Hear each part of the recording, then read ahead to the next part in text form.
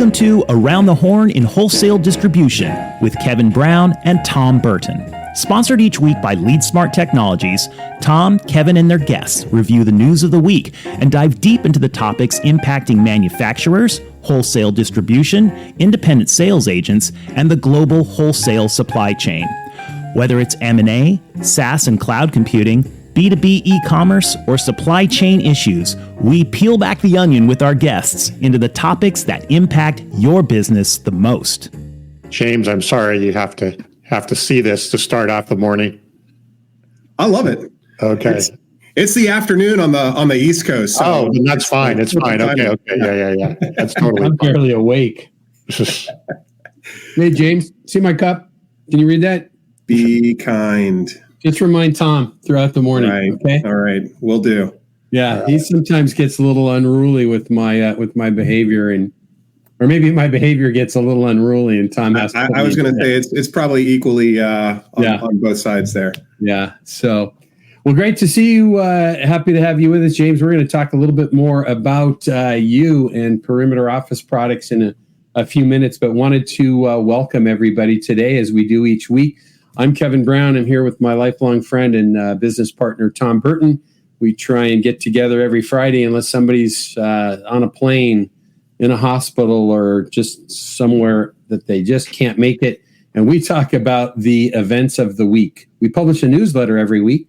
It's called Around the Horn in Wholesale Distribution. That newsletter goes out to over 10,000 people each week. We try and bring the news of the U.S., North America, and frankly, the world. Look at that related to the economy and supply chain, mergers and acquisitions, people and leadership, sales and marketing, AI, technology, all of the things that impact wholesale distribution as a whole and manufacturing as well. We chat with our guests about those articles and how those actually impact the wholesale distribution and manufacturing world. We do this here live on LinkedIn Live, YouTube Live, and Facebook Live at 9 a.m. Pacific time. Tom and I are both here in California. We do that again each week. And then if you're listening or watching us live, you'll see that we're scrolling through that newsletter. If you're listening later in the day or at another time on the podcast, whether it be on Spotify or Apple Podcasts or Odyssey or wherever you get your podcasts at, you're not seeing that newsletter. And again, we send that newsletter out every Friday as well. It's what we review here on the show. If you would like to get that newsletter and you don't, there's two simple ways to do it. You can send us a email to hello@leadsmarttech.com and we'll get you signed up for that. Or two, you can go to the website for the show, which is www.aroundthehornpod.com. And you can see past episodes. You can sign up for the RSS feed. You can subscribe through your podcast channels there, and then also subscribe to the newsletter. So that's who we are, but we couldn't do this every week if we didn't have the support of the company that Tom and I work for, LeadSmart Technologies. LeadSmart has developed a product called Channel Cloud, and Channel Cloud is an AI-enabled CRM and customer intelligence solution.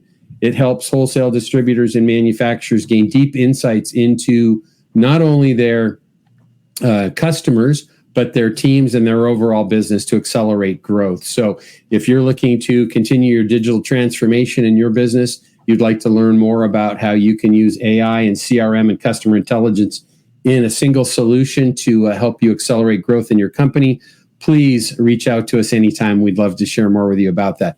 Final thing before we dive into the show, however, is we're appreciative of you being here, but we like lots of people to know about this. So if you're listening in for the first time today, or you're a regular listener, if you're on LinkedIn Live, just hit the follow button of LeadSmart Technologies, and you'll get notified every week about not only this show, but other things that we publish. YouTube Live, hit the subscribe button, and you'll get those alerts as well. Same at Facebook. If you're listening on the podcast, please subscribe and leave us a review. And if you do that, that'll get out to others like you that can join us each week as well. So, got it all out. James. I don't know that we've ever missed. I paid attention the entire time. Yeah, I don't know we've ever missed an episode, though, for somebody being in the hospital. Yeah. No, we did. When we first started. We did. Yeah, I was in the hospital, remember? No, I don't, but I don't remember missing it. So. But yeah, and then didn't we miss one after you had your surgery a while back? No, I didn't. No. You did it, huh? You're telling me you're tough? No, I did it and then went into surgery. It was in the morning and I went right after. Right. That's right. So. Totally forgot. That's okay. Tough guy. Right. Tom's rubbing it in. Brandon, welcome. James, your fans are starting to show up already. So this is great. Yeah. Well, and I thought Brandon knew everything. So that's something. He's the reason I'm here. You know what? We've known Brandon. Atlanta boys runs deep. Yeah. We've known Brandon for a number of years. I think originally I met him through LinkedIn as well. Or Tom, one of us did. And Tom and Brandon are involved in another podcast, and you've got your podcast now. We're going to talk about all of that in a minute. But so you know what it made me think, Tom, as you were thinking about not having had the podcast because somebody being in the hospital. We certainly have not had it because of airplanes. And then I think there's 2 times in October where I'm going to be at trade shows that I'm going to I think we'll still do something. Probably I'll call in from the booth and see if we can, still broadcast something that day. But hey, before we dive into the news like we do every week, James, thanks for being with us. You're a podcaster yourself of great renown, and I've had I'm a newbie. You had me as a guest on your podcast. I thought it was great. You do a really nice job with that. But why don't you first tell us about Perimeter Office Products, and then let's learn a little bit about you. You have one of the most unique and cool LinkedIn header profiles out there. So maybe you can share some details about you and the Gilman family, and then obviously the company as well. Yeah, no, and thanks so much. So glad to be here with you guys. I'm looking forward to learning a lot, and maybe I can add 1 or 2 things, but just want to make sure I'm setting the bar appropriately here. So you mentioned my LinkedIn profile. My LinkedIn profile, since we don't really get to meet in person as much these days, my height is what most people used to recognize first, and it was always the first thing that people would make a comment about. I'm 6'8". I've been 6'8" since I was 14 years old. And I've added a lot of weight since then, but grew up here in Atlanta, Georgia, more specifically Lawrenceville, Georgia, and married my high school sweetheart, Joni. We were in band together. She was on color guard. I was on drumline, and we've got 3 kids. So we have Jay is 8, Jonah is 6, and Juliet, our youngest daughter, is almost 4. She'll be 4 in October. So you've posted a couple of times some pictures of your family, which I thought were pretty cool on LinkedIn. And seeing a picture of your lovely wife clarifies that, like me and Tom both, you're quite the salesperson, because you were playing above the rim when you got your lovely wife convinced to marry you. Way above. Just as I did. The anecdote, opposites attract. It's absolutely true. I mean, she's beautiful and smart, and you're smart, and you're smart. Right.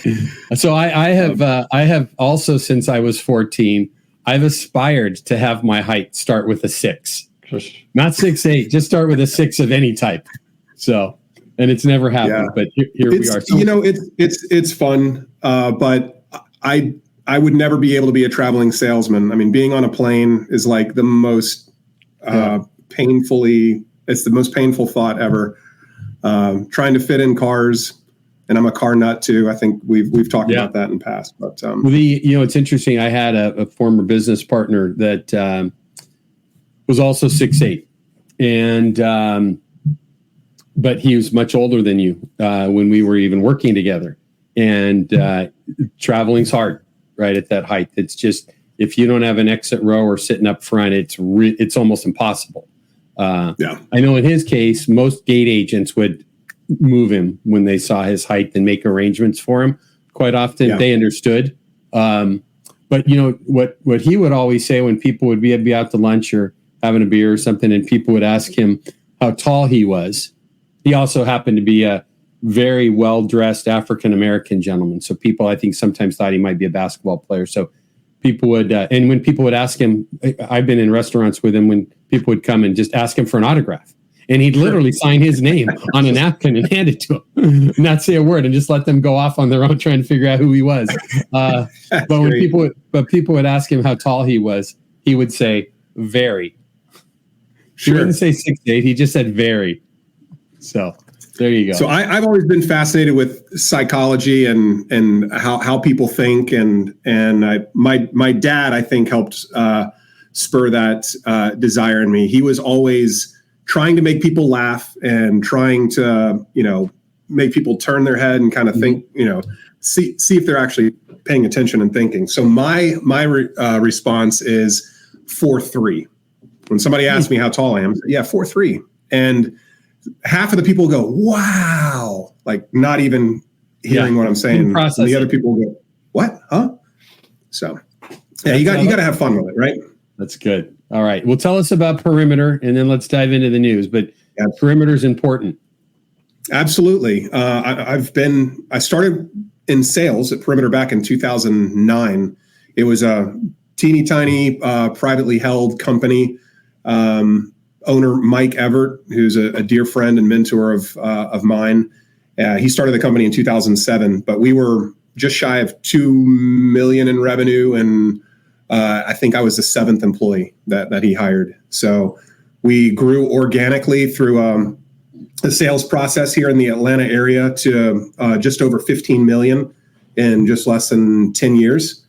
And I think at that time we had maybe 22 people. So, but we were acquired by Office Depot in 2018, became a part of the Federation, which is a group of privately held or independent companies across the country. And we have gone through a couple of acquisitions. We've acquired a couple other companies, and now we've grown almost 70 employees and about 30 million in revenue here in the Atlanta area. So, and I understand you made some really wise technology decisions in the past year. I absolutely did. Yeah, no, well, I mean, no, but seriously though, a huge challenge I think for a lot of small businesses is, number one, figuring out how the technology works, and even being aware of what technology is even out there. But once you become aware, how do you make it work and how to make everything talk? And if you're not a tech background, that's me. I'm not a techie at all. It's really overwhelming. So we had a CRM system, but nothing talked together. And so after I really started looking into to LeadSmart, and we looked at a number of other ones as well, we chose to move forward with LeadSmart, not only from the technology components, but honestly, and the real tipping point is the relationships. I mean, you guys always did what you said you were going to do, and you guys have always been responsive, and that's held true over the past, through integration. What has it been? 4 months now, 5 months now. So, and we're still making improvements, and just light years different from what our experience was with other softwares that we've had in the past. So we're going to want to work together soon on a case study too, and see how we're moving the needle inside the business. But it's interesting as we talk about this, I'm kind of laughing to myself because I'm not sure we've had other customers, LeadSmart customers on the show before, but we have, and the reason I say this is because about 4 or 5 months ago, we had a guest on that was, worked for a very large distributor.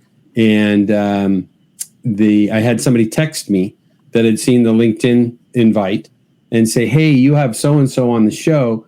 Since he's one of your customers, can you introduce me? I really want to talk to him about X. And it's like, well, he's not a customer. And the reason I share this is the person said, I thought every guest that you had was one of your customers.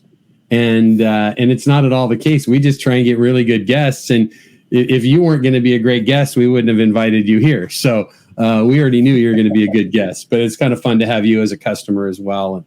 And now what I'd like to call a friend as well. So that's great to Absolutely. have. So, good. Tom, anything to add before we jump into the news? We're going to talk about sales methodology, but James, you were talking about your organic growth and all that stuff, and I've obviously had a chance to work with you guys and understand your sales methodology and your approach, and it's quite remarkable, I think, what you've put into place in terms of the sales process. And I know we're going to talk about some of that in the news, but it's, you look at the growth that you have, I think a lot of that can be attributed to the processes that have been put into place. And then when you start to automate those or have more visibility, it gives it to another level. So anyway. Yeah, totally. All right. Kevin, you ready for news? Yeah. Again, we're diving into our newsletter here. First one that we talk about here was from Yahoo Finance, what a bigger than expected Fed rate cut could mean for the stock market. Tom, my guess is right now that you're really thinking about hoping that the Fed goes a half a point or 3/4 of a point and chokes things and they don't raise again or lower, I should say, again this year. Is that what your thinking would be? That would be a nice idea, but not reality. So they're going to do a 1/4 point. We talked last week about larger cuts, and I agree with that article 100%. If they do something larger, it's going to cause too much of a spook. It'll spook the market too much. The stock market won't react well. Yeah, and it's just so they're going to wade into it with the 1/4 point. That's what, Tuesday? Next Tuesday? I think it's next week. Yeah, I think it's next week. I think it's the 17th, if I'm not mistaken. Yeah. That's great. Then what happens after that? I mean, you look at the numbers that just came in. Inflation overall was down, but core inflation was up. And so, it's not, I don't think that there's any slam dunk on anything. And as we've certainly learned, right, if you don't like the way something's going, wait 15 minutes because it's probably going to change. So, but you're gonna be playing with house money starting next week because there will be one cut, and then it will just be a matter of what happens after that. James, what's your take? You thinking about? I don't know if do you know about our the little wager that Tom and I have? No, I don't. Oh, okay. So Tom has been a believer since, I think this got started at the beginning of the year, didn't it, Tom? Yeah, somewhere around there. Yeah, we were just early in the year, we were talking about cuts, and I was adamant that we would see 2 cuts or more this year. Tom was like, no way, we're only going to see 1. And all of a sudden there was a stake involved. And so things are looking promising for me. He's going to be playing with house money. He'll get his win in September, and he's on house money at that point. Yeah. So,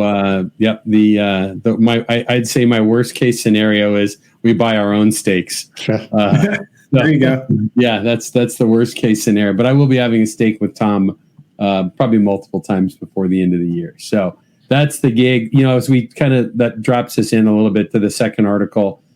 Tom, you had talked about what we're seeing with some of the pricing. It says we posted an article here from CNBC. Consumer prices rose 0.2% in August as an annual inflation rate hits its lowest since early 2021. And it talked about 12-month inflation rate at 2.5% down, 0.4 percentage point from the July level. And again, lowest since February of 21. But we've got increases, decreases. To your point earlier, Tom, is we're going to have to wait and see because I don't think there's any chance we're not going to see 2 this year. But last week and the week before, I was thinking we might see 3, and one of them might be, and if we only saw 2, one of them was certainly going to be a half a point or 500 basis points. And I think what we could be seeing right now is 2 1/4 points based upon this week, 2 1/4 points could be the case. Could be. If we get another uptick in inflation next month, then who knows, right? It's like I said. Good. One day at a time, literally. Yeah, well, it's almost like we should do a little pop in on Mondays and Wednesdays to just kind of see what's happening that week, and then and do a snippet for our LinkedIn and other social audiences about what's it looking like this week and what are we going to talk about Friday. Good. So in following up there, we've got what we didn't mention is that we're in our economy and supply chain segment of our newsletter. So again, we can put out a newsletter every week, and within that newsletter, we have these different segments. So we start each week with the economy and supply chain. This is where I wanted to get a little bit of James' take on a few things as we talk about the supply chain optimization. strategies. It's from supplychaindigital.com. They talk about 10 strategies here, and we're going to talk about a few different things today about how supply chain issues are being impacted out there right now. But either any significant takeaways from this from either one of you? No, I mean, James, what's your overall take? I know we're going to talk a few things about supply chain here. Yeah, no, just from some of the things that I've noticed recently we pull from multiple different wholesalers, and we have experienced nothing like, 3 years ago. I mean, the supply chain was completely wrecked, but I think coming out of that, the wholesalers are trying to figure out, number one, how do we keep our costs in line? I mean, labor costs, fuel costs. It's hard to balance out, especially when you see these big spikes, but still be able to provide that consistent delivery. So we've seen some issues and some hiccups, with moving to a different freight company to try and help lower costs to keep things back in line, but then that impacts delivery. So we have seen in our industry, office supply industry, some rumblings, some disruptions, but I mean, I just think that we really took a lot of things for granted, pre-COVID, and just assumed that everything would always just work naturally without, understanding the challenge and the complexity of logistics. So you mentioned working with a number of different wholesalers. Do you also, within your business, work direct with quite a few factories as well? Is it a mix? Yeah. Of manufacturers? Yeah. So we do. Have you taken an uptick, I should say, or in frequency of your check-ins on supply chain? Do you meet more regularly now, or? Well, that's a part of the other challenge is a lot of the manufacturer representation is also rotating and churning. Okay. So the point of contacts inside of the organizations, especially when you have a private equity company that comes in and purchases this manufacturing company and this one, things change, right? Mm-hmm. So I talked about relationships before, and that's one of the reasons why we went with LeadSmart. I think relationships are so valuable in business. And I think a lot of people underestimate and are putting a lot of emphasis on automating things without understanding the benefit of the human element and the relationships. So good. And the reason I asked that question is we've talked to some folks more in the building materials, construction kind of related fields that are doing almost weekly now cadence meetings about what's going on in the supply chain. I think sometimes when you work with a lot more with wholesalers, maybe a little bit more reliable and can hopefully focus on that they're having those meetings with the manufacturer on your behalf. But this is an interesting thing, right? Because I don't know that we've ever seen it before. I'd love if we have any guests that might have had this type of experience would think about this, but I'd love somebody's comments on this. But the reality, I think, is we're in a new kind of world post-COVID or post-pandemic, right? What we saw is, and Tom and I have talked about this a lot. We're both from Long Beach, California, which is, there's a piece of man-made finger that goes through the ports there, which separates Los Angeles and Long Beach Harbor. But if you flew over the top of it, you'd have no idea that it's not the same port. If you combine those two ports, they are, I think, the third busiest port in the world. I live about 40 miles south of there now. During the pandemic, and even post-pandemic, when we first started doing this show, there were ships lined up down within a few miles. In fact, I'm not even 40 miles. I'm just a little over 30 miles. There were ships lined up waiting to get into the harbor, right, as we were coming out of all of this. And as I sat out on the beach with my wife, and not that she's interested in this topic, but I'm looking at that and saying, there's paper clips on that. Yep. Right? There's reflective vests and dust masks on that. There's office chairs on that. and they need to get somewhere. And then there's the kids' school supply or holiday presents or whatever it is. And people kind of didn't look at all of this. Well, now we start looking at the things we've been talking about a lot recently on the show with the issues in the Suez Canal, right? We had a weather impact of lack of rain near the Panama Canal. The Panama Canal water was so low that certain size ships couldn't get through it, and they couldn't get as many ships through. We've got geopolitical issues. So we're going to talk about this a little bit more with some of the other articles we cover today. But I think right now is a time where understanding our supply chain, staying on top of it is even more important than ever. So this article, Tom, let's not move ahead yet. I'm going to hit it because I think this article is really valuable. And again, this is from supplychaindigital.com. They talked about 10 strategies that could be used. And the first one was implementing risk management strategies. We kind of touched on that a little bit in our discussion. They talked about regionalized sourcing. I think we're going to start seeing a lot more of onshoring. There's an example of that in our industry scuttlebutt that we'll get to later in the show today.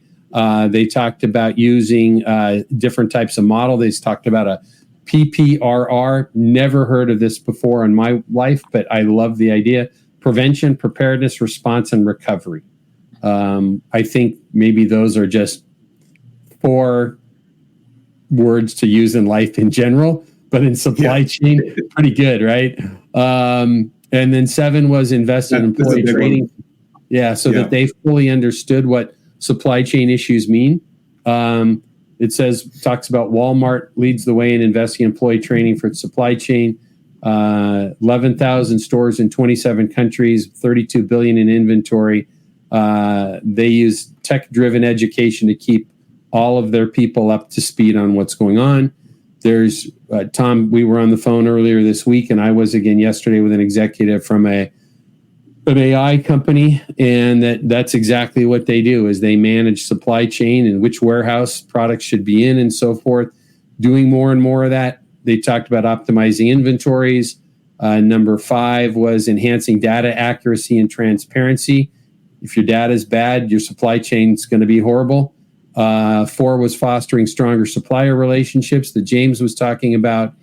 3, implementing sustainable practices. I'm getting to the end. Tom, you see you chomping at the bit to move here. Enhancing demand forecasting. And you know what? There's more and more and more tools coming available to us specifically through AI that can really, really help demand planning. One of the things we're seeing at LeadSmart with our Channel Cloud CRM and customer intelligence solution is traditionally that is people using our software on the customer-facing side of the company.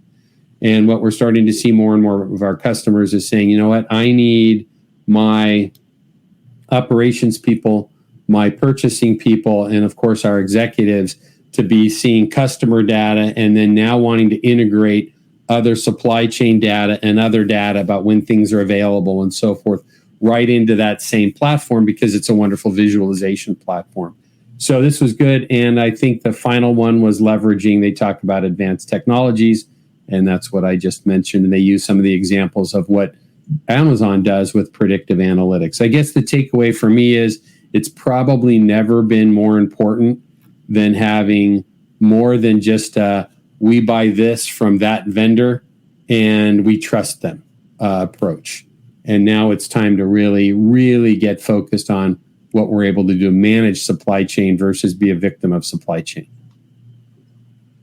I'm done pontificating. James, anything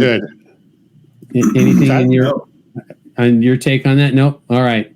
No, I mean, I have some takes on this, but I'm going to hold on it because we're going to talk more about some of these things later on. So I think there's a number of things that we can kind of connect the dots on, but I'm going to hold off and just so that we can kind of keep moving. Good. Where are we headed next? Manufacturing and distribution. Yep. Next segment. Everything you wanted to know about force majeure. Now, I'm sure, James, as you were last night with your glass of Cabernet, you said, oh, my word, I am so excited about this topic. Right? Force majeure. No, I definitely had to www.dictionary.com. What in the heck is this? Yeah. So I bet if you went back and looked in some of your vendor contracts, this is going to be prevalent in many of them. And most manufacturing companies use this. And many wholesale distributors use this as well to tie into contracts that they have, right? If we have supply chain contracts, either distributor to end user, manufacturer, distributor with expectations, force majeure really ties into the idea that says, look, we will do everything we promised and said we would do, unless there's something that jumps in that we can't. And I think force majeure translates to major force, is if there's something that we can't do. And, a few of them are acts of God, lightnings, tornadoes, hurricanes, tsunamis, man-made disasters, plant fires, floods, war, civil issues, riots, and so forth, disease, epidemic, the pandemic that we just had. And so there's quite a few of these, even government embargo, power outages, transportation issues. But a lot of people see these, and I thought this was good. This is from Modern Distribution Management. I thought it was a good article just to have there from that standpoint that says these are important things to understand. Back to talking about supply chain, right? Is if I'm relying on a manufacturer, if I'm an end user relying on my distributor, and there is a force majeure component to our agreement, which, my days in manufacturing and distribution both, we use them consistently. There are issues that I need to be thinking about. And there's weird parts of this, right? You can think about it as like, of course you can't get your shipments out on time if you got hit by a hurricane. But what about if there's civil unrest in, near your manufacturing plant, or as a distributor, your warehouse, and you can't open your warehouse to get trucks out that day? What happens if you can't, number 6 that they talk about here is government embargoes, right? We just talked a few minutes ago about steel issues. We're going to talk a little bit about that later. If all of a sudden steel is tough to get and you can't get those pipes out or the chairs out or whatever it is. So it's interesting. I think there was some good pieces of this article from my viewpoint about having well-drafted force majeure provisions, and they added some elements to it. So any takeaways from you guys? I just thought it was a value and worth sharing with our audience. I think it's worthwhile I think they made a really good recommendation in there, which is rather than just having a generic force majeure clause in your contract is, and I don't know if you could obviously name out everything that can occur, but you could probably name out categories of things to make it a bit more specific in what you're doing. I think that's a good practice, right? I think it's a good practice. I think it helps you also understand better what are some of the things that could get in the way. So anyway, it was a good, interesting article, not something you see every day. Well, I think it really ties in. I think maybe the theme for today probably ties to in general of, we looked across the board, and our producer and editor John always texts me about what the title for our snippets should be that are going on the social media platforms, and I think this one really ties to supply chain awareness and preparedness, because we're going to talk about that a few more times today. So they talked here about two pieces. Provision should define the events that constitute force majeure. Second was the provision should set forth the supplier's rights and obligations if a force majeure event occurs that impacts a supplier's ability to timely supply parts, including noticing of time and resuming performance. There is, as we kind of move ahead, there are two sides of this, right? There's part of the UCC, or Uniform Commercial Code, that already addresses this. And so if you have your own force majeure contract, either as a manufacturer or distributor in your contracts, then it would supersede if it goes even broader and beyond what the UCC does. So there's a little chart in here. It calls us some key takeaways from a seller's perspective or a buyer's perspective, and some things to look at and some things to include. So if you are listening on the podcast and not seeing our screen with these pieces here, this is from Modern Distribution Management, MDM.com. It says it's hurricane season, performance excused, and why it's not a breach. So that was the title of it, talking about everything you wanted to know about force majeure. So that's it. Good morning to Bob joining us here. Aloha. I've got my 100th anniversary podcast Aloha shirt on today as well. So thanks for being with us, Bob. Anything else on force majeure? You guys look enamored with this. I think we've beat it to death. Is the horse dead? Yes. All right. A little bit of a head nod to the PPRR model. I think you use the word preparedness. Mm-hmm. It's kind of the same. Yeah. Same principle, right? Yep. Well, and I've said this for forever in my life is that I think we can be successful in life if we understand that recovery is probably the most important thing we're able to do, because stuff comes at us. We can sometimes only be so prepared, and how we're prepared to take those punches that come and recover, whether it's in our business life or our personal life, is key. And that was the final R in that. So it's good stuff. All right. Yeah. Tom, talk to us about steel plants. There's one that's closing, a 150-year-old one closing in Illinois, partially due to Mexican steel imports. And I believe they also blame some of the tariffs and things that come from China, or tariffs not being enforced that are on some of the things that are coming from China. I think there's a story obviously behind that story that is not clear in here, but interesting that they brought up the point of the sort of Mexican influx of Mexican steel imports. Yep. That's why this was included this week, is from that. Good. Let's catch Bob's quote there back to our last article. Like Ike said, plans are worthless, but planning priceless. Who's Ike? Who's Ike for our millennials? Back in the day. Eisenhower, right? Yes. Very good. So plans are worthless, but planning is priceless. Love it.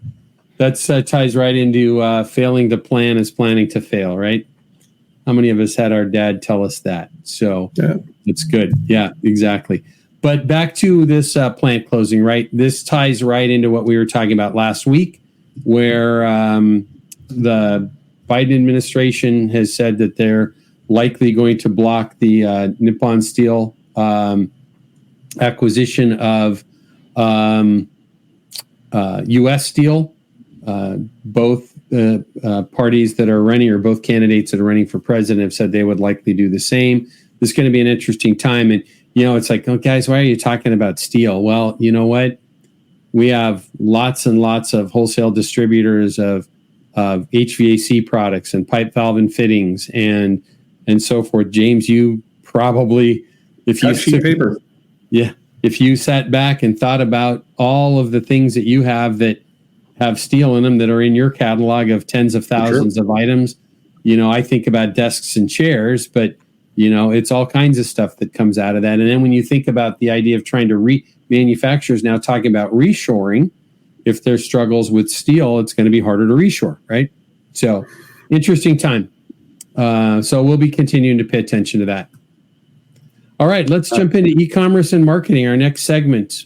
This is kind of an interesting one. We've talked about a lot. B2B buyers and sellers embrace omni-channel sales approach, but there's some nuances to this one. Do you want to kick us off, Tom? Yeah, sure. I mean, I thought this, as you know, I kind of wrote a book on the subject here about the buyer journey. You wrote a book? I did. What's it called? And it's going to be re-released here in the next couple of weeks. Okay, with the revenue zone. See that? The revenue zone. Yeah. Okay. But what I find what I think I've missed in the book, or I need to include more, we talk a lot about the buyer journey, right? That the buyer has a specific journey that they're following. But what this article talks about is not only do they have a journey in terms of what they're researching and what they're looking for, but that journey is taking place across multiple channels, right? So they may be looking for some content and some information on one channel, and then looking for other content and other information on another channel, which I'm sure isn't always consistent, right? Some people may look in one channel and some may look in the other. So as you start to what I call the yellow brick road, right? What is you start to define that yellow brick road for your business and how your buyers go through their research and their evaluation process, it really took it to another level about looking at channels. And I think we even have a the graph here would be really helpful. Let's talk about channels related to that a little bit, I think. Yeah. I mean, I thought was a great graph, right? Of talking about buyers using multiple channels, email, phone, in person, mobile, online chat, text, messenger, website, all of those things, right? All of these different places where they may be going to get information or to, engage or to, move the ball down the field or whatever it is in their buyer journey. I think this is really important. I'm glad you're outlining that, Tom, because I think a lot of times we talk about and people just think about, they're, engaging from a standpoint of whether they're on our website or whether they're calling us or we're seeing them in person. But, huge number. I mean, and even this chart that we're showing now, if you're listening on the podcast, you're not seeing our screen, but we're looking at a chart of usage of omni-channel buying or multiple channels to interact with sellers that B2B buyers are doing. And it talks about email, phone, in-person, mobile app, online chat, online portal, texting, SMS, messenger apps, online knowledge bases, social media, online communities, and video chat. Now, this is 10 channels, and it says the average retail customer is only using 8 in that setting. So it's kind of interesting that a B2B buyer is even more engaged in this omni-channel world. And omni-channel takes on a whole lot more than the traditional consumer would do. So I thought that was interesting. It really makes me think about our partners at Moblico that we work with and their mobile messaging solution that wholesale distributors use consistently, where they can, the mobile app, they can market through it. Customers can pay their bills or invoices on it. They can view all kinds of things there, and they can interact, and they even can connect to WhatsApp and other messaging tools right through the Moblico tool. So if you're a wholesale distributor trying to communicate better with your customers, Moblico and LeadSmart have a great integration to bring that together. So looks like we lost James. Yeah, I guess he got tired of us and decided to move on. No, he just texted me, said, "What? Not sure what happened." Okay, well, I'm sure he'll be back. Hey, I want to hit Bob's comment. I also want to hit Brandon's. This is a comment from Brandon Kelly a minute ago. Yep. We were talking about steel, right? Steel, Places right. of bearings and I guess that's a very big common use of steel. Yeah. Yeah. And I want to hit Bob's point here. I think he's right on the money, right? What's new in buyer journeys and becoming more prevalent is their need for validation. They're self-diagnosing and self-solutioning more frequently, but they want validation that they're on the correct path. Right. That's new, right? And that's why, I talk a lot about, and we talk a lot about even with our customers, if you don't know your buyer journey and know what they're going down, it's certainly hard to validate and help them as they're moving through that process. Mm-hmm. And the people that not only have the buyer journey, but the validation is going to go on, add more to that equation. Right. Yeah. Very good. Well, I think that's, if as we're marketers within the B2B world, staying on top of what buyer journeys look like is going to be probably the most critical piece, because you don't want to you find yourself in a place where your customer is trying to communicate and with you in a certain format and you're not there. Yep. Right. That's the key. And the buyers get to go wherever they want to go to buy. It's pretty rare these days where we find that option. So looks like James is struggling to get back in here. So he's having some technical difficulties. We'll get him back. Yeah, we'll get him back. Let's jump ahead. I'm going to message him real quick. Take us to our next article, Tom. Oh, here he comes. James, are you back? All right. Got you. Can you hear me there? Yeah. I can hear you now. My internet just decided to take a nap. I don't know what was going on. I switched on the other one. Sorry, guys. It saw those buyer journey channels and it got overwhelmed and said, "Oh my God!" No, that's what I get excited about. Yeah. Yep. No, this is we were talking about while you were gone was I like this term, journey mapping, right? Mm-hmm. That's what Brandon is saying. It's journey mapping is and that journey map has to not only look at the channel, but what content and information and actions are taking place within that channel. Kind of a matrix, if you will. I think that journey mapping sounds like a yellow brick road, and the journey mapping is a great term. I agree. Yep. You're mapping your yellow brick road journey. I think the yellow brick road's a little tired. I think you should see if Brandon's copyrighted that journey mapping thing, and if he hasn't, then you should drop it into your book. Okay. So, if you do, I'm gonna want a piece of every sale. So okay. All right. I'll send you 50 cents. I'll take 50 cents for every book you sell. Happily. This has been recorded. You heard it too, James. It's locked in. Okay. All right. Let's move on. Yeah, nobody cares about that, do they? All right. So a little bit more there about exploring the journey of digital transformation manufacturing, article from Forbes. Why don't we bounce past that? Because there was a lot from that tied into what we've just been discussing. Takeaway on the day, right, is understand your customer's journey, and it doesn't matter what business you're in. And I think that's one of the struggles we see a lot when we talk about, and we think about, I think Brandon Kelly that's with us today, was commenting about bearings and power transmission. I was just at Affiliated Distributors bearing and power transmission event a few weeks ago. That's where the folks that are keeping factories running and job sites running are at, right? With conveyor belts and chains and power transmission tool things, equipment and so forth. And, most people don't think about that because that is an, old school industry, right? You just think about, we got a delivery truck coming and it drops this stuff off at the factory, and somehow at the other end of that, I get a widget that comes to me through a distributor of some sort. But, the reality of it is that B2B buyer that's buying that widget to use in his factory, and I use this example all the time, right? He just probably at his lunch break ordered Uber Eats to deliver food, might have bought something on Amazon and is taking his girlfriend to a movie that night that he's buying the tickets online on his phone as well. Whole different world than when I was first selling in wholesale distribution and going out to visiting plants in the early 1990s, where you just met up with Joe Bob on Thursdays because you brought donuts in or bagels in, and he was going to talk to you about what his needs were, and you're going to tour the plant to see a new piece of equipment. Those days are not completely gone, but moving away quickly. So, buyer journey. Yes.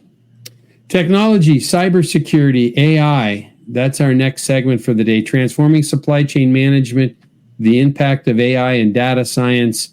Tom, you would be probably, James, no offense, but I'm going to suggest that Tom's probably our expert on data science here. 1,000,000%. Yes. Tom, you have a degree in computer science that qualifies you to chat more about this. Well, I mean, this article really gets into some deep stuff. Huh? So, yeah. I mean, if I remember, there's some pretty intense equations in there and stuff that they're going through related to the data science. But I think, going kind of popping back up a bit higher, and I think we even have another article about this, and this is more and more technology and AI is going to be used, if nothing else, to help model or put the what ifs right into the supply chain process. And the deeper you can get on the what if. In fact, Kevin, you mentioned a call we had earlier this week, right, where they've actually created a digital twin, if you will, for your supply chain, that you can say, what if this changes or if that changes or puts into place. I wanted to ask James, though, and I'm kind of U-turning a little bit from one of the things we were talking about earlier, but I think it ties into what we were just talking about customer experience. James, how tolerant are you seeing that your customers are when they can't get things, right? Is the tolerance, are your customers tolerant at all of the supply chain issues that you may run into? Or are they just like, hey, that's your job. I just want it when I want it. And I don't want to hear that, because supply chain these issues become a customer issue as much as they become an operations or a logistics issue. Yeah, I think And that's a great question. And I personally think about this all the time. It does depend, right? If you're doing one project, like we had a big project at a school system down in South Georgia. Well, the furniture that we were putting in there, right? That's one big order, one time. And the customer was understanding. We explained to him, hey, there was a private equity company that bought this laminate company and they decided to do inventory. Well, the piece that you bought now, 2 months ago, it impacted us not being able to get the piece that they ordered that we were expecting. Delivered everything down there. The customer was understanding of that. But if it's a product that a customer needs on a consistent reoccurring basis, and there's an issue with it, and there's an issue with it again, and then there's an issue with it again, I think there's an understanding maybe once or twice, but then, if it's that reoccurring, so it depends on the product. I think it depends on how it impacts the business, obviously. But coming out of, what we all went through 5 years ago, I definitely feel the customer has a less brand loyalty, right? And a larger appetite to try other, products, as long as it's going to serve and solve the same purpose or per problem. It's important because you can get paper a lot of places, right? Yeah. But if you're doing large prints and then, you got crappy paper and it keeps on messing up, so there's context that needs to be kind of explored to really understand it. Yeah, there's nuance. Very good. So again, kind of taking it back full circle, right? The some of this, data analysis, data science could be even based around product lines, product categories, different things that you're doing, because you have to look at those from a different perspective. Yeah. Interesting. All right, Kevin, where do you want to go next? Well, we got, I think we covered a little bit of the hype as real in manufacturing article, the Tech Radar, but that was kind of had a little bit of interest to me as well. I think, one of the things, and that was an article from, as I mentioned, techradar.com. The title is AI Hype is Real in Manufacturing, Successful Adoption Journeys Are Scarce. And I think that's a little bit worth a discussion of, because I think we're getting to that place of where we're getting to the top of the hype cycle, I think, if we're not already there in AI right now. And I think it's important to kind of be starting to talk about, what is actually working and what is not in that setting. Because we've got a lot of people that have gone into the mindset of, yep, let's do AI, and I'm going to go to a conference and I'm going to read all these papers. I'm going to come to a podcast that talks about it. And now it's time to try to get rubber to hit the road on these things. And that's a little bit about what this article was talking about here. Again, techradar.com, talking about the hype is real in manufacturing. I think you could just substitute distribution as well here. Successful adoption journeys are scarce. And I've been even watching recently with some of the folks who we use some of their news, industry folks mostly related to wholesale distribution, that they're bringing on some distributors and so forth who are talking about their journey and some success. And as I look at some of these and I've listened to some of these, I don't think those are real great success stories of what I'm seeing so far. I think what we're going to see, and Tom, you talk about this quite a bit, just in general conversations that we have, is that we're barely embryonic stage of what AI is going to do, right? And so people are thinking about, even the example you used a few minutes ago, Tom, about talking about digital twins, is that was kind of the first really good example that could go into distribution, that is real and could be used today, the one you mentioned earlier. And I think right now what we're really looking at is now it's time to start getting the rubber to meet the road for real. And it's much more than just using ChatGPT or Perplexity or Claude or whatever it might be for some marketing content, right? And that's what this article kind of references is, finding some real good use cases and success, and true journeys that are working are fewer and far between. So, well, and Bob says we're nosediving into the trough right now, right?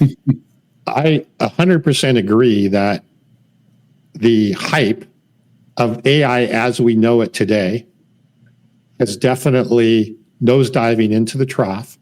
But I think as the application of AI as we know it today has fallen short of expectations, hence what this article is saying. Yeah. Right.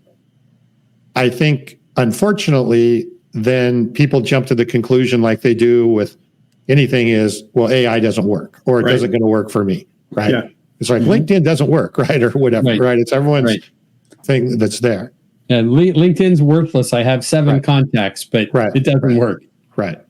So, but OpenAI just released yesterday, I believe, is an update to their model. I have not had a chance to look at it again.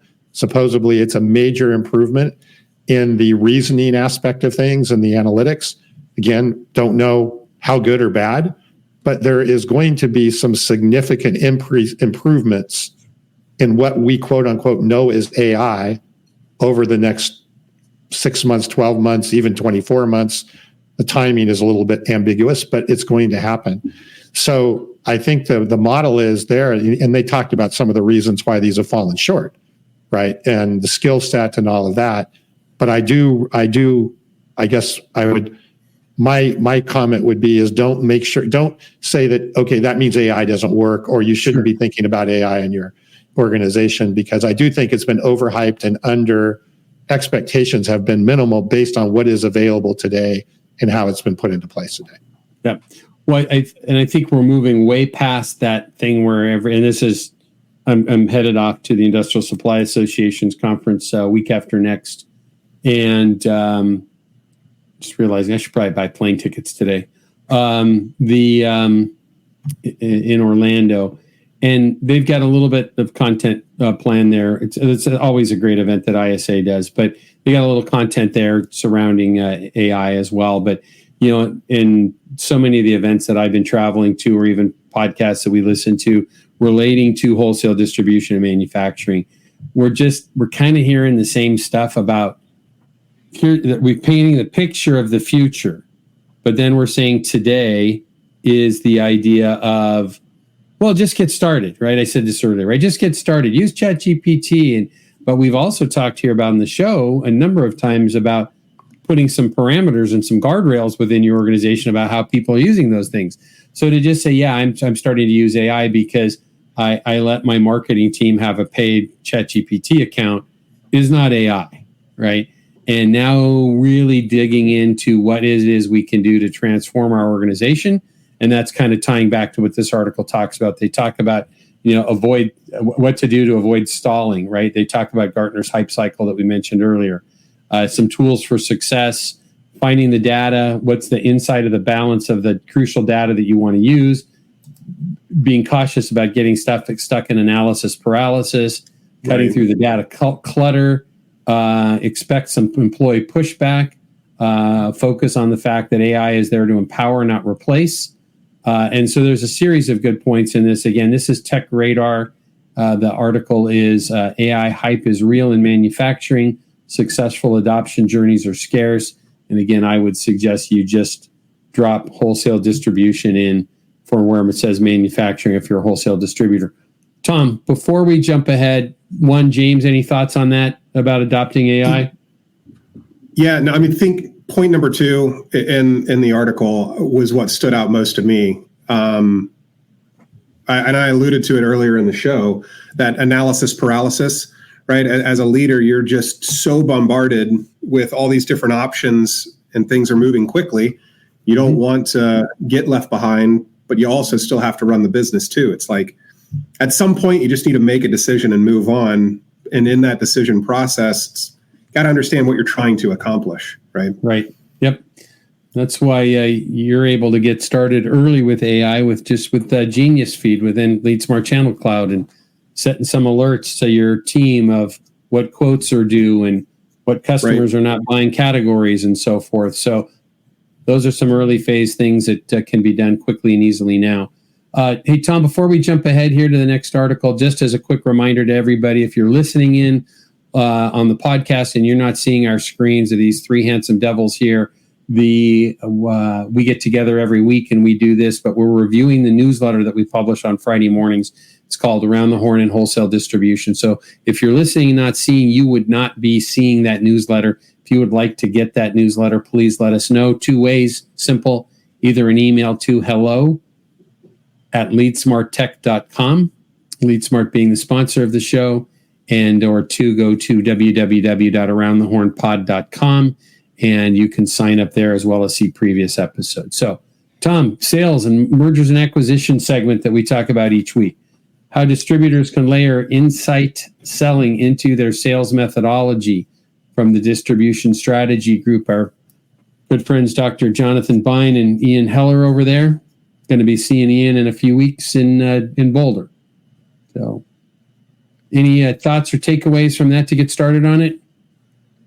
Well, there's quite a bit in here, actually, in this article, kind of 2 parts to it. One, I mentioned James earlier about, how impressed I've been with your sales methodology and sales process, right? And you probably take it for granted because you've been doing it that way.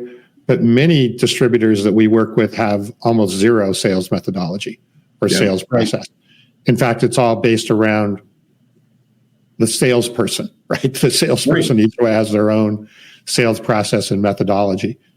But what this talks about in the article is, okay, you have a methodology, but then how do you incorporate into your methodology more value add, essentially, to your customers by providing, or your prospects or customers, by providing them insights or information about the market or about their business or about their, and again, this is another place where AI and some AI tools can really give you a big advantage, right? If you're using them on the behalf of to provide that insight into the customer. And James, be interested in your take. Do you see an opportunity, even in your business? I would think so, to provide a lot of insights into your customer about what's going on in the market, their business, and all of that. And you mentioned earlier, loyalty is sort of becoming a thing of the past, but maybe this could be something to help put some more of that loyalty into the equation. Yeah, no, it's something that is really, really exciting. The process that I grew up with was extremely manual. And by manual, I mean literally picking up the phone. Like each step is relying upon, number one, me remembering what the next step is, and then me actually doing it. Mm-hmm. And a lot of times that's why organizations don't get the lift that they think they're going to, is just because of the consistency and the repeatability of the sales nature and their sales team. So by having AI kind of and automated systems come alongside the sales team, honestly, it could help. Yes, it's going to help improve the productivity, but think about that salesperson in a day. He's not wasting mental energy on a specific task. He's being reminded and now can actually pour more of that energy into connecting with the customer. Yep. I love that. So instead of spending the time trying to understand, what the motivation is for this business, how about have, AI tell me, hey, what are the initiatives of this company? And it scours the entire, internet, and then it can feed that to you. So it's feeding you data. It's not going to remove the human element, but if we use the tools the right way, it could really aid and help that sales rep stand out amongst the crowd. But I love that. We're going to really augment what they're looking to do, and that's the goal of these things. James, let me kind of ask you a question to go with this. I'm going to make a statement and then a question. Is I don't have a lot of experience in the office products world and where you live, but in the other markets that we serve quite a bit in building materials, electrical, HVAC, industrial, safety, bearing, power transmission, some of those worlds, it's not uncommon that even the largest of distributors, like, $250 million, $500 million, $750 million, $1 billion a year distributors, are out hiring people not because of they understand sales processes or have processes or are driven people that are using structured methodologies. They're hiring people because Joe worked at XYZ competitor and he knows a bunch of accounts that he can bring with us, and he's successful over there. So hence we'll assume he'll be successful here. Did you see that in your world as well? Yes. Yes, I do. And I have two different schools of thought on it. I mean, if you have a well-defined sales process, it's almost not advantageous to bring somebody in from the industry, because you're going to have to help them unlearn whatever processes that they had to employ at the other company that doesn't have the mojo that your organization does, right? So, I mean, in many cases, I'd almost, instead of the experience, I focus more on the mindset and the willingness to learn. You're good. So are you saying you're better served not trying to hire the superstar maybe, or the perceived superstar who may be a one-man band or a one-person band, and somebody who is going to be more of the team player? 1,000,000%. And a lot of people, I will double down. I'm a culture guy through and through.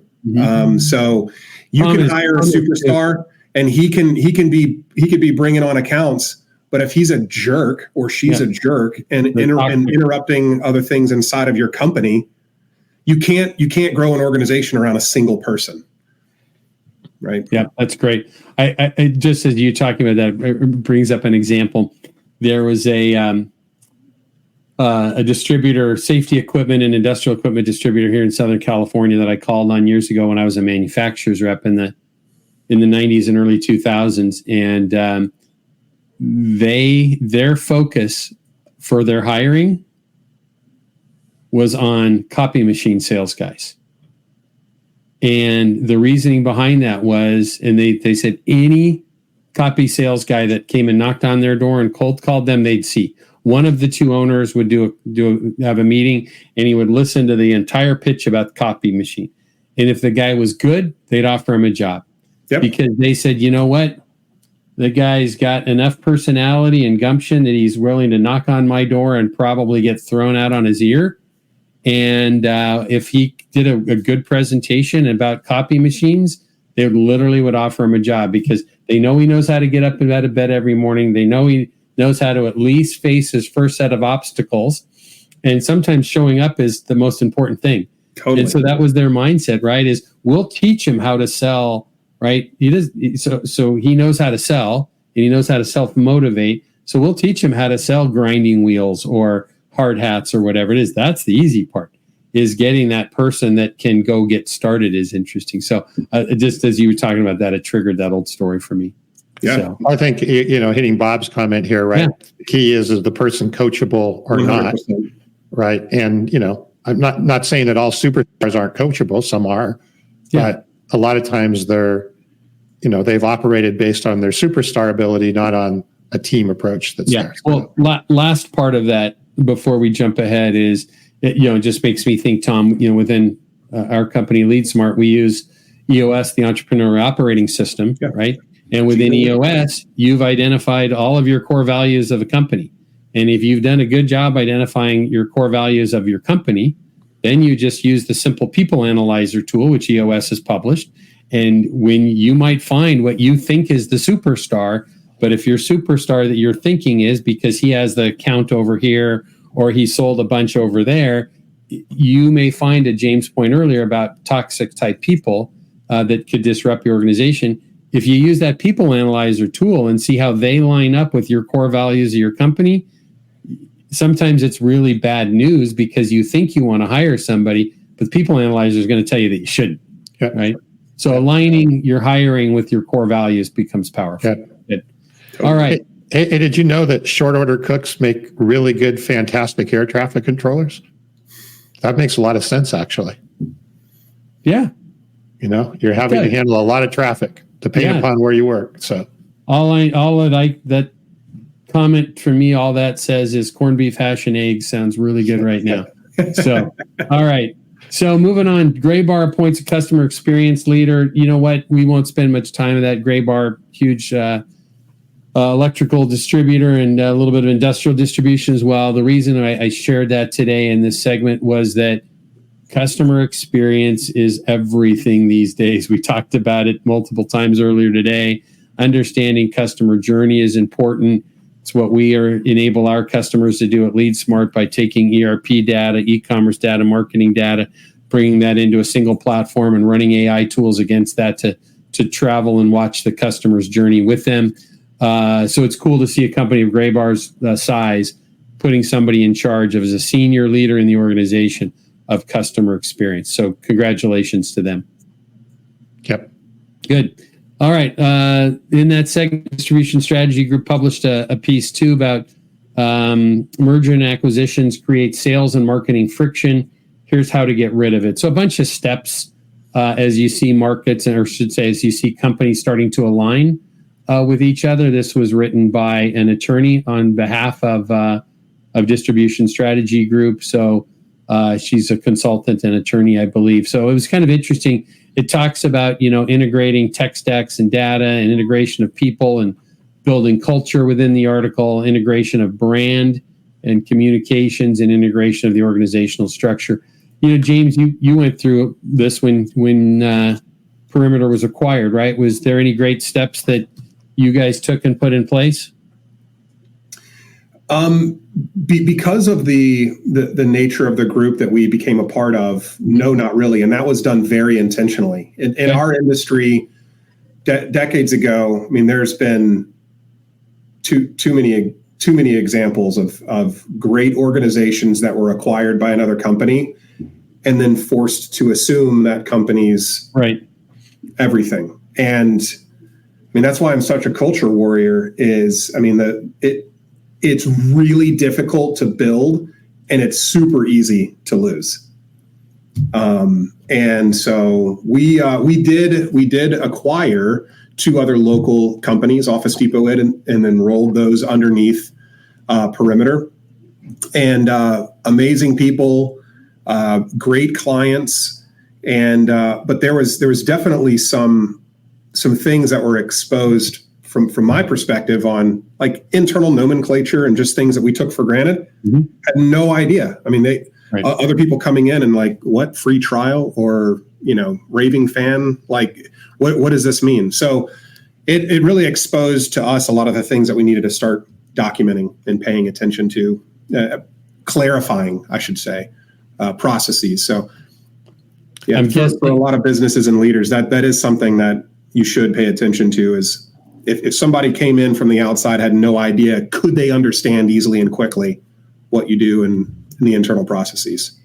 Probably some good takeaways from that article if you're going to acquire or be acquired. Good. So, for sure. Tom, as we jump ahead, we have a people and leadership segment each week. We're kind of running short on time, but a couple of articles there. One's from CFOdive.com, companies boosting salary budgets at near record pace in 2025.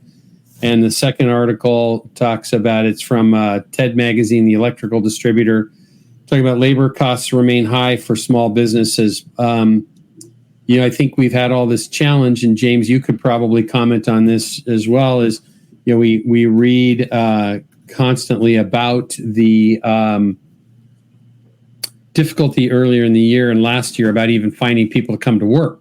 Yep. Well, now we're getting them to come to work, and that is showing in the job market that, we're getting people back to work, but they want to make more money. Yep. So what's your experience been with that? It has been. We had some difficulty filling out our accounting department, finding somebody qualified. We made a couple of moves just because we feared burnout from some of our higher level executives. They were doing 3 people's jobs, so we just need to get somebody in here. But then that created more issues because the person who was supposed to be doing the job wasn't doing the job. And so again, there's a reason why I'm a culture warrior, is when people believe in the vision and the company and the people that they're working with more than the crap that they're having to deal with on a daily basis, it helps to keep that team intact. Right? I think we have a new hashtag or a new T-shirt. Culture trumps crap. I love it. Yeah. Yeah, and it really does. And all businesses go through crap, right? I mean, that's just a part of business. No, that's right. So what are you doing to make sure that your people are going to be able to weather those storms? Good. Well, I think this is something we'll probably be seeing and talking more about in the coming months and next year is about labor costs and the challenges. And I just think about it as, I was getting food the other day at El Pollo Loco. You guys have El Pollo Loco in Atlanta? Yeah, we do. Yes. Good for you. I'm happy to hear it. And so we eat there all the time, right? There's one right down the hill from our house, and it's like $25+ for the two of us, or $30 for the two of us there, and it used to be 16, 17. I mean, it's just crazy. Yeah. And we're seeing this across the board, right? But that all ties to, there's food cost increases, obviously, but it certainly ties in a lot to the salaries and the hourly wages that people are making. So, all right, Tom, as we wind down for today, we have an industry scuttlebutt section each week. Kind of a cool little spot in here. It talks about Wind Supply, large distributor that is putting a partnership together. First time I've seen this at this level with a professional football team. That would be, if you're not a Cincinnati Bengals fan, you might question if they're actually a professional football team. Probably shouldn't say that out loud to my friends in southern Ohio and northern Kentucky, but kind of cool partnership that Wind Supply is doing with that. We talk about an acquisition in here as well in the industry scuttlebutt section. But the one thing that I mentioned in here, and this probably wouldn't be of note, but there's a company that we reference here. The note came from Modern Distribution Management. Radians, which is a manufacturer of personal protective equipment. They're based in Memphis. Kind of started as a little small company, if I remember correctly. Their original product is they did a safety glass that had earplugs or hearing protection attached to it. I remember meeting them when they first showed up. Well, now they're a global powerhouse now, and kudos to the gentleman that built that company. But they just expanded their headquarters dramatically, so that's good news.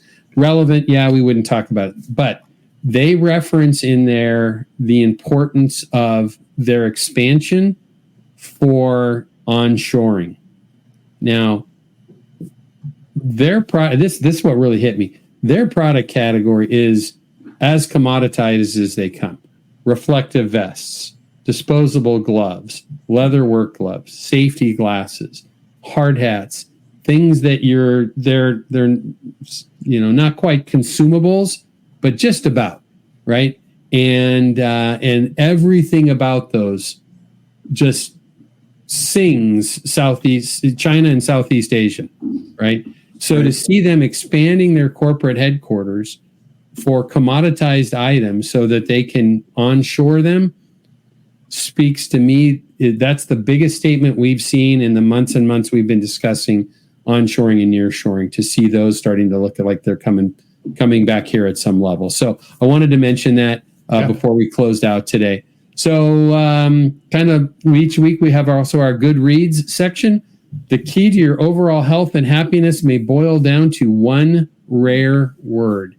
So we talk, James, each week in the newsletter is this might be about leadership. It might be about health. It might be about personal development, whatever it is. But one key word. Anybody read what that was?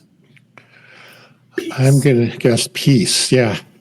Peace. Right. For those of you listening, not watching, James just flashed us the peace sign. Peace. And finding peace in our life. And it had some very, very valuable steps and tools. And if we can look to find peace in our life, then that would be. It's interesting, though. And James, this comes full circle to what you were saying in the beginning, even about, who you work with and so forth. I find every day working with our customers, the more peace of mind I can provide to them, that is more valuable than anything else that I do with them or we do with them, right? It's because there's so much crap, as you pointed out. Yep. Anything that can be done to add a little peace into the equation, right? And peace of mind into the equation, I think everybody appreciates. And it doesn't matter where you are in the business cycle. Right. And I think it's a really interesting, maybe, I don't know if it's a culture point or not, because I think it's more just helping to make sure that you're providing that, what you're doing. Are you providing peace of mind, or are you creating more turmoil and things and whatever you're doing? Yep. Good points. Bob tells us that peace is aloha. I agree with him there. Which means we're also going to need to use aloha here in a moment to say goodbye. The last article that we had there, as we talk each week, we have a second look where we publish articles on topics that we've talked about before, and that was about the ongoing concerns about port strikes in the Gulf Coast and the East Coast. That's something we're going to have to watch really close. If they don't figure something out, they've only got about 2.5 weeks left. So, hey, thanks, guys. Today's been fun. James, thanks for being with us. Good insights. I learned a lot. Yeah. Yep. This is, we move a little fast. You did good.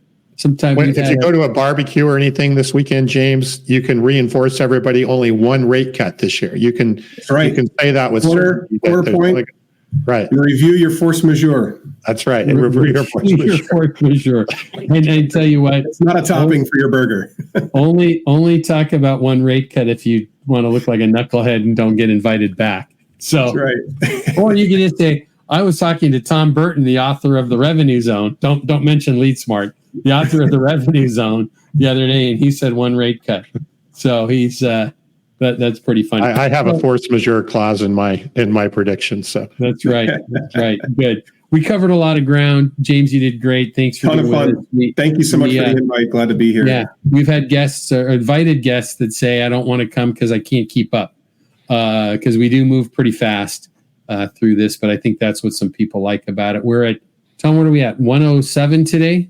107? 107, yep. 107th episode. We've gotten together to do this. So in kind of wrapping up, we do this every week again. I'm Kevin Brown, Tom Burton, our great guest, James Gilman, being with us. We just try and bring and shine some light on what's going on in the world and how it impacts wholesale distribution, and how folks both in manufacturing and distribution can kind of expand and grow their businesses by using technology, understanding what's happening in M&A and the economy and so forth.